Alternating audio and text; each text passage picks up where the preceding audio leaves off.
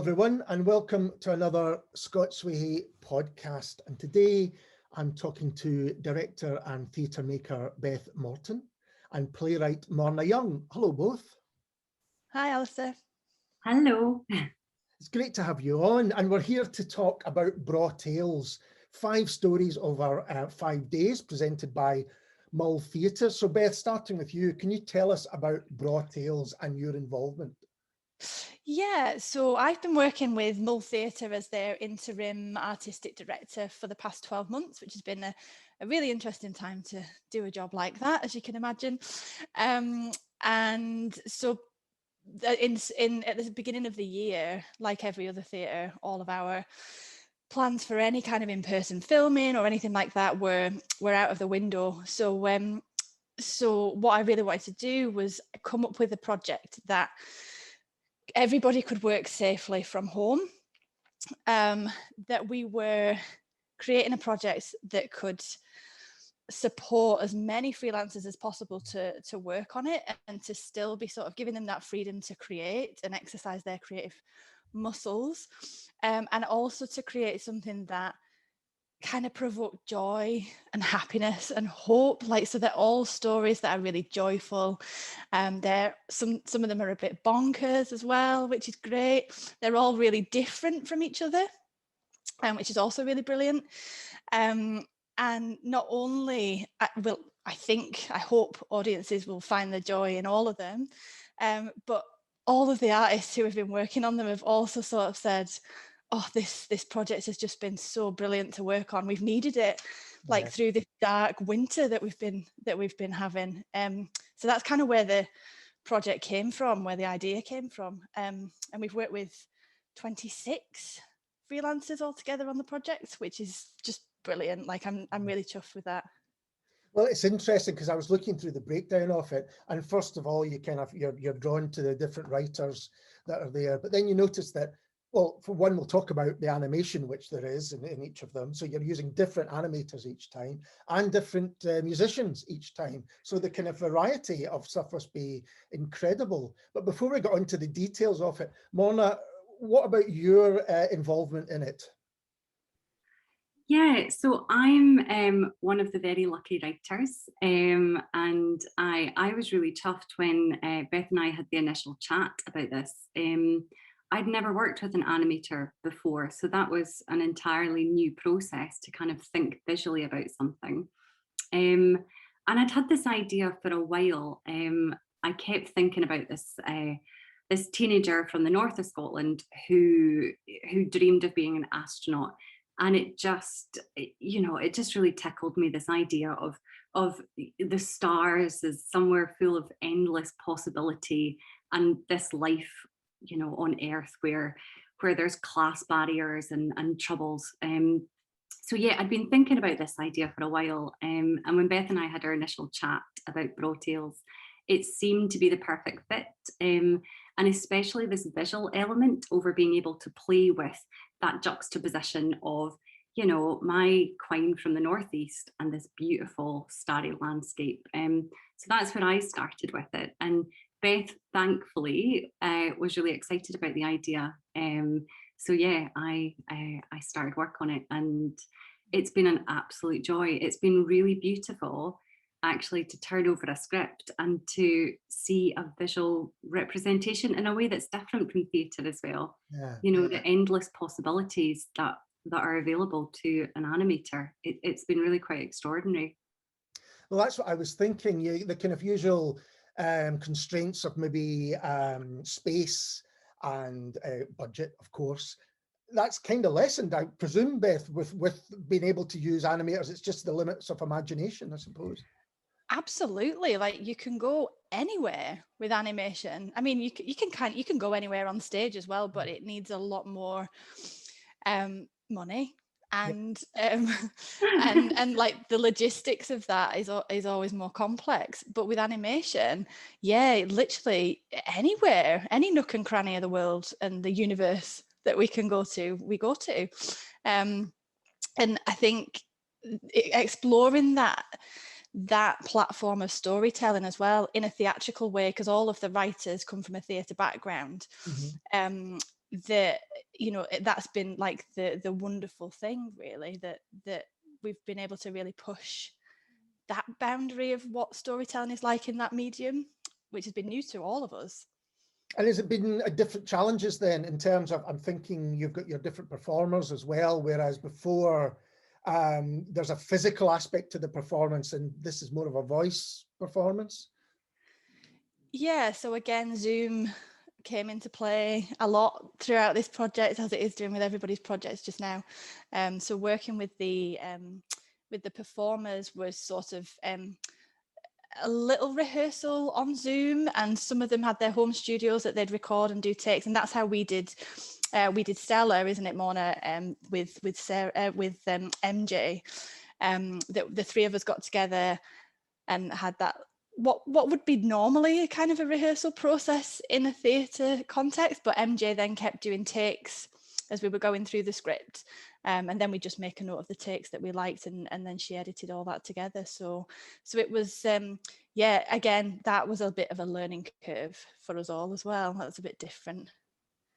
So Mona, what's the kind of practicalities then of working in this way? How did the collaboration work for you? Well, I mean, I guess in many there's similarities with theatres, and then there's with theatre work and differences. I mean, very much in the beginning, I had the chat with Beth about the idea and how it might work, and we had a wee conversation about it. But there weren't really limitations on that conversation. You know, Beth was really welcoming and saying, you know, try, do what you want with this. So there was a great freedom that came along with that.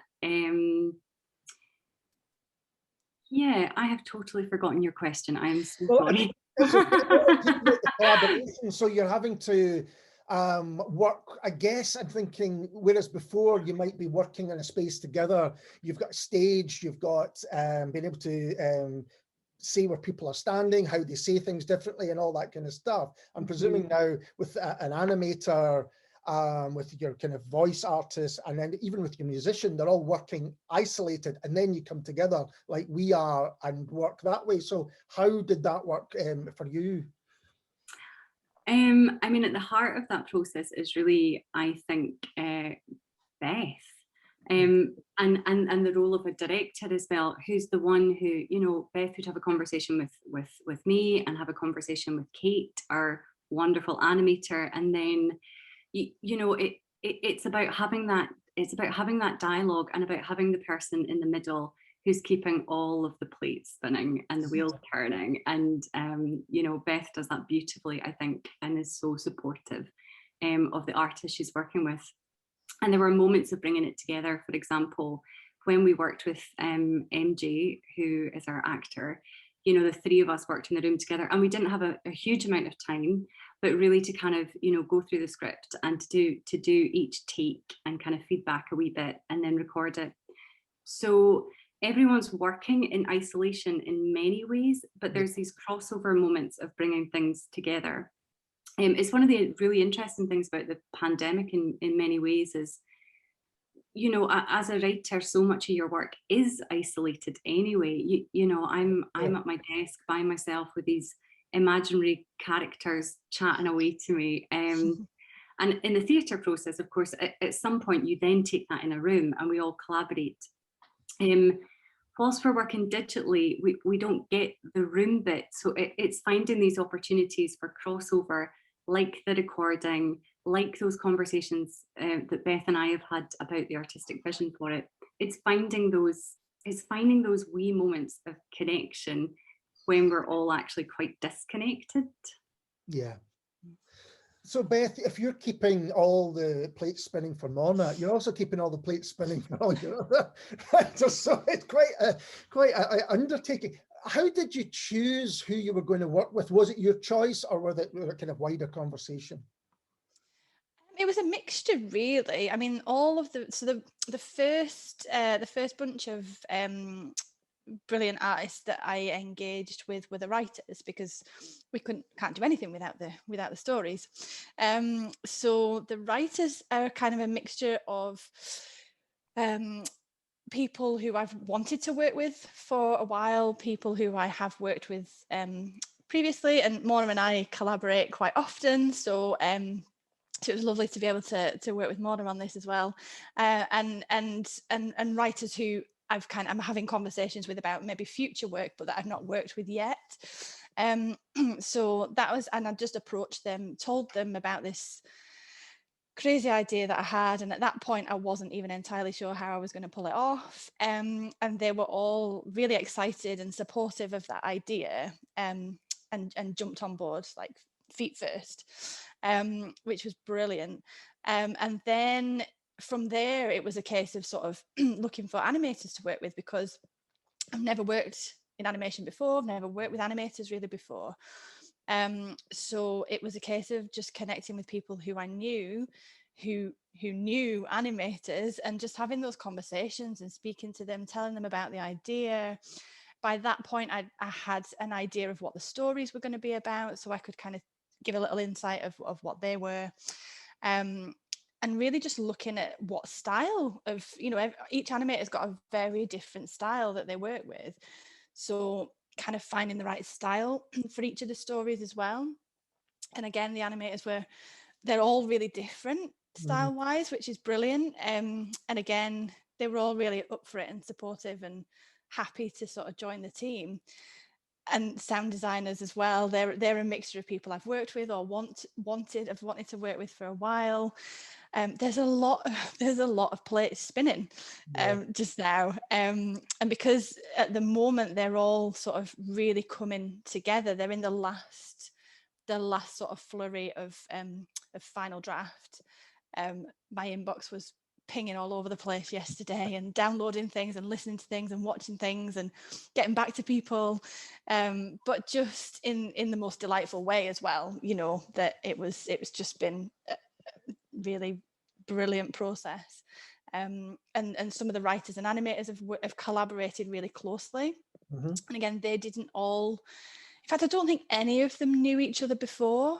I think the animators and the sound designers and composers were all they were new relationships that had established. And some of them most of them have worked really, really closely with each other, and worked really hard as well.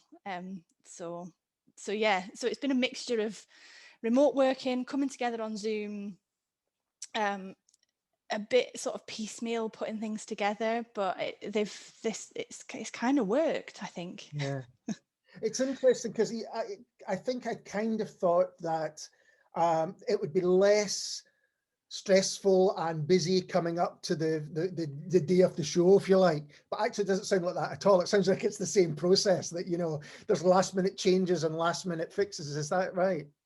Yeah, absolutely. That's exactly what I thought as well, Alistair. Like back in February or whenever it was when I started contacting people, I thought this would be a nice little project, 5-minute animations, we'll do 5 of them. But yeah, didn't really think it through that at this side of the project, there'd be basically 5 shows coming in all at the same time to look at. Yeah. So aside from Morna, who are the other writers? Can you tell us? Absolutely, yeah. So we've got Morna Young, who's written Stella, and we've got Alan Bissett, who has written The Shark Was Aware of Me. We've got Laurie Motherwell, who's written a lovely bonkers story, Kel Trapeze. We've got Ellie Stewart, who's written The Night You Were Born. And we've got Uma Nada Raja, who has written A Pickpocket's Tale. Just name escaped me then for a second. It's a lot to remember, absolutely. So Morna, from your side of things, were you given kind of initial directions as to what people were looking for, or was it just, this is a story and it's going to be this length? Yeah, it's an interesting one, because sometimes your briefs are really specific, but in this case it was very open. We knew the time frame that we were looking for, 5 minutes, and we knew it was going to be animation, but aside from that, it was really over to the writers to come up with what they wanted to play with. Unfortunately, I had this idea already that I was very much interested in exploring. So actually, in the conversation with Beth, it proved to be the perfect time to go, actually, I think this could work really well. And in terms of your own work, I know you write a lot in Scots, Scots writing here in 2019. As a slight aside, do you feel that written Scots is becoming more accepted, if that's the right word, or certainly more common in that? Because I have a feeling I've read a lot more in the last, whether it's fiction or whether it's other things. Yeah, so actually this year I've been working with the Scots Language Centre on a project. I don't know how much I can talk about this right now, but on a project with the Scottish Government that we're creating a style guide for writing in Scots. And that project was partly inspired by the Scots Wikipedia, Stushy, as it were. So I've been working with this group of Scots writers together. And I mean, I think there's a real wave right now of amazing voices coming through who are working in Scots. And I think people have always been doing it from their own wee corners. But I really feel right now this fantastic wave of voices coming through. I mean, there's always been difficulties. There's always been kind of certain attitudes towards writing in Scots. But in many ways, with this piece, I wanted to play with that. Mm-hmm. You know, that idea of, with my character Stella, she's a genius. She's the smartest girl in school, and she speaks broad Scots. Yeah. So there's this attitude towards her of, obviously she can't be too bright because she doesn't speak properly. Yeah. And that was something deep in the theme of this work that I really, really, really wanted to tap into. Sorry, yeah. No, go ahead. No, I was going to say that still seems to be the big barrier, is this idea that Scots spoken in locally, or as you might in Stella's case, probably the playground and at home rather than maybe what's taught, is still somehow lesser language. And I think now we're beginning to see how rich the language is all around Scotland. It's kind of coming out from wherever people are. Mm-hmm. And I think it's, I mean, as you said there, to call something a lesser language, you know, like who makes those decisions that something is lesser? And it's so baffling. If it's a voice, if it's a language that people talk in, then we can't just say, oh, that's not valid. It is valid. You know, and it's such a huge part of Scotland and our culture. And you know, I've been so kind of fortunate recently working with the Scots Language Centre as well to be working with this amazing group of Scots writers who have been writing in Scots for years, but also has the opportunity to keep encouraging emerging writers to write in their voice and know that, you know, that work is valid and is important as well. And there's nothing quite like, you know, I mean, I write in Northeast Scots a lot because it's the voice that I've always grown up in. And I mean, I'm an absolute code switcher. I'm using this voice right now because we're having this interview. But if I spoke like this back in my village, I'd be sent away because they'd be going, Morna's got a wee bit of posh, hasn't she? Yeah. I know, she's going above her station. But I think it's really gorgeous watching some of these voices coming through at the moment. And I think we just have to keep encouraging the voices. There's some, in some cases, I think, you know, there's words in Scots that you go, there is no English equivalent to that. You know, it has to be in this tongue and it has to be this way. And if you start, like this story is set in the northeast of Scotland. If I was to write it in English, I'd be sanitizing it. So who am I sanitizing it for? So once we start talking about authenticity and representation, then you know, I think it's really important. And this character would speak in Scots. Yeah. And tapping into that, I just tried to really make it a theme within her story. And I don't think you can overestimate the power of someone reading or hearing or seeing a piece of theatre that's in the language that they have grown up with or that they have heard around them. It's a really powerful thing, as you say. And so with the, going back to the idea of language, Beth, you've got these 5 different pieces that come in. Were you excited by the different voices that were being used? Were you surprised? I was definitely excited by the writers' voices and the characters' voices that were coming through. Surprised, I'm not sure.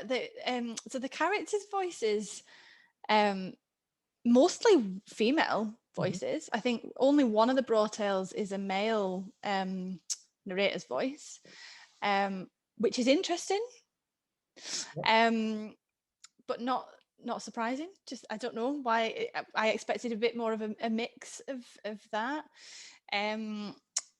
But, and as Morna was saying, like the Scots, obviously Stella is Scots, you know, that is the language of that piece. And Alan obviously uses his character voice. He writes in Scots quite a lot as well, so that creeps into his character Jemima in his Braw Tale. But it was part of the whole project was about celebrating Scottish talent and Scottish voices. So I was delighted and really excited that we were getting a mixture of those Scots voices and sort of Leicester Scots voices as well, a mixture of ages as well, which obviously affects the language that these narrators speak with. So we've got, they kind of range from an 11-year-old, oh no, yeah, Stella's 16, so we've got an 11-year-old as our youngest character voice. But she's really sassy, and she's got her head screwed on right, and she knows, she's sort of really world wise. And then sort of Jemima in Alan Bissett's piece is, I'm not quite sure exactly what her age is, we never find out, but she's sort of over 60. So we've got a really broad range of ages, which obviously affects the language and how they speak about other characters that they tell us about, and how they speak about their daily lives, and how they exist. So that was really exciting, because they are all really, again, really different. I think all those character voices and all those writer voices feel really strong and distinct, but all really different from each other. It struck me that, have you considered that this is a different audience, that you might be reaching people that may not normally go to the theatre?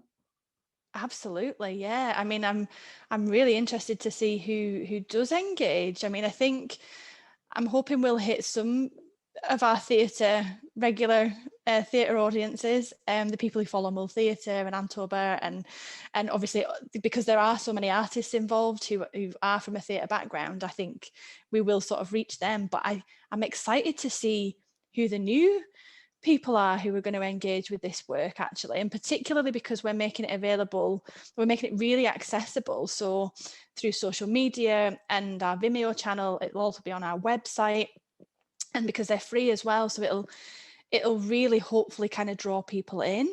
And the hope is that they'll just really enjoy this sort of way of storytelling, that they are for ages 14 and up. So there is that preconception that you make animations and they're for children or for younger age groups. This isn't the case with these. They're very much adult stories. Some of them are a little bit cheeky. So they're very much 14 and up. So I think that'll have an effect on the audience that we pull in as well, because animation, it isn't something that we think of as being made for adults purely, apart from the kind of the late night South Park-ish kind of things that you get on TV. But in terms of the things that you see pop up online and on social media, very rarely are they aimed at adults. Yeah. So who knows who they'll be, but I think a wide audience, hopefully. Well, now might be a good time, before we forget, to let people know how they can view them and where and all of those things. Yeah, so Lots of places. So each day next week, so between the 10th and the 14th of May, so the first one, so we start with Stella. It'll be released at 1 p.m. on Monday, and then every day after, a new one will be released at 1 p.m. So you can grab a cuppa, put your feet up, have a sandwich just for 5-8 minutes and enjoy a bit of animation. And they'll be found on our Vimeo channel, An Tobar Mull Theatre's Vimeo channel, on our Facebook page. They'll go live at 1 o'clock. We'll also put them up on our website. So if you head to the coma.co.uk website, you'll find them there as well. And they'll be available on catch up. So if you miss them at 1 o'clock, don't worry. They'll be there to catch up with on our website and on Vimeo, and we'll keep sharing them as well on social media. So there'll be plenty of opportunity to see them. There is absolutely no excuse not to catch up with None whatsoever. So let me ask you both, Morna, perhaps starting with yourself, how has your last year been professionally? Have you been able to work and write and keep on going? It's an interesting question, because obviously when we go back to that first week of the pandemic and the phone calls started, you know, it was one of, I mean, I hate using the word the terrible times, because I think there's been so, you know, the pandemic has been dreadful and unspeakable for so many people. For the artists, I think that first week of the phone call saying, scratch that from your diary, scratch that from your diary. And I mean, I'm talking about, you know, a couple of days, and suddenly 2020 went from being the busiest year of my life to suddenly sitting with this empty diary. And it was terrifying. It was really terrifying. But I think very quickly, you know, theatres kind of regathered and went, what are we going to do? And I mean, I was surprised and also very fortunate to find the phone ringing again. And, you know, we want you to do this digital piece. We want you to develop this idea. And I mean, I've been incredibly fortunate to keep working as an artist during this in a different way. You know, so my 5 productions I was meant to have last year, which is quite a lot, are all now, you know, bumped to 2022. So that side of my life is out, but I could still be redrafting some of the scripts. Yeah. And along the way doing digital work and magazine articles, things that are kind of related to what I do as well. So I personally have been really lucky and fortunate and grateful for the work, but that's not a common story, I think, across the arts. And I think I'd be doing a disservice to the artistic community to not say how badly most artists have been affected during this. It's been, you know, entire livelihoods just you know, destroyed. Yeah, absolutely. And Beth, at the very beginning, you said you'd taken over your role with Mull, and you'd said it was interesting, and I thought that might be in inverted commas, interesting time to do it. But how has your year been?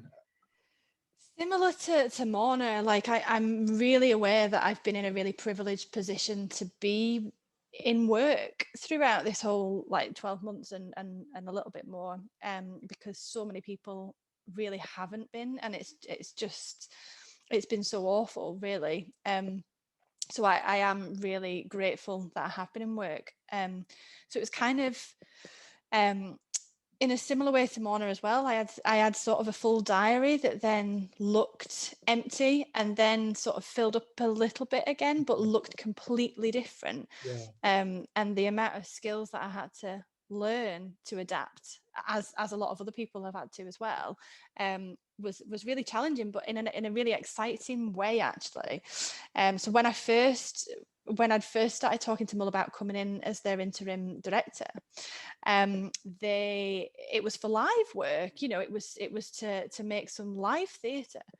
And then really quickly, like within weeks, the pandemic kind of really made its presence felt, and we realized that wasn't going to work. But my role would continue, so it was just a case of us then thinking, okay, well, what about this whole digital world then? What are we going to do about that? Shall we do something with that? And I was really fortunate that kind of I did one of the scenes for Survivals with NTS as well last summer. So that kind of gave me a little flavour of what that whole making digital work theatrically was like. And then we made the Emergence plays with Mull Theatre last year, which were specially commissioned for this hybrid theatre film medium, just as well, because I think what it's given me the opportunity to do is be curious about what that medium is. And the opportunity that I've had at Mull Theatre, which has been incredible, is it's given me the space to interrogate and answer those questions for myself and find out what that hybrid medium is all about. And then now with the Braw Tales to find out, okay, well, what's this other platform of storytelling that we could explore, and how else can we tell stories and connect with audiences without getting into a room together in a live way? Like how can we still reach out to audiences who still crave those stories, and who still, even now more than ever, like stories in theatre, it's how we sort of assess our place as human beings in the world, in the society that we live in, and sort of how we find our place within that. I mean, that's not gone away. If anything, it's become a bit more important now. So yeah, it kind of went from an empty diary and what are we going to do, like what am I going to do, to okay, there's opportunities to play and to find out and to work with people still, and to learn new things. So it became really about a bit more of a journey of discovery for my artistic practice, I guess, throughout this time.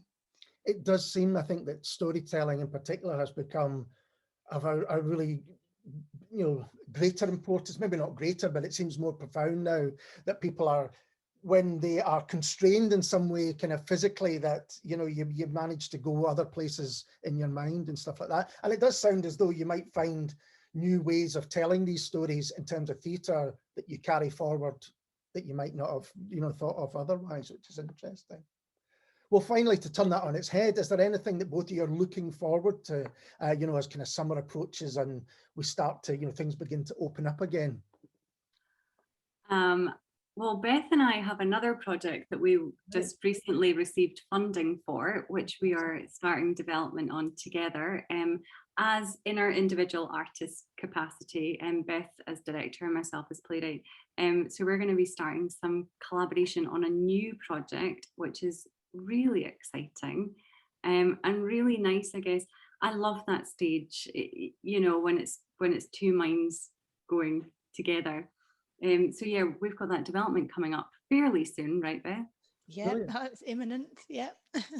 Right, and that's a project we've been talking about, the two of us, for probably 4 years or something, a long time anyway. So so it's really exciting for us to actually be able to get into a park or a Zoom room or whatever that's going to look like, but to just get our creative heads together and actually be able to do some active development on that project feels really great. Oh, well, that sounds very exciting. Can't wait to hear more about that. It sounds as though it's a bit under wraps for now, but maybe you can come on and let us know. But listen, I want to thank both of you for joining me today and having a chat, and best of luck with Braw Tales. Thank you so much, Alistair. It's been a real pleasure chatting to you. Thank you. Oh, yeah, thank you so much. Thank you. No problem at all. And we'll be back soon with someone completely different. Cheers.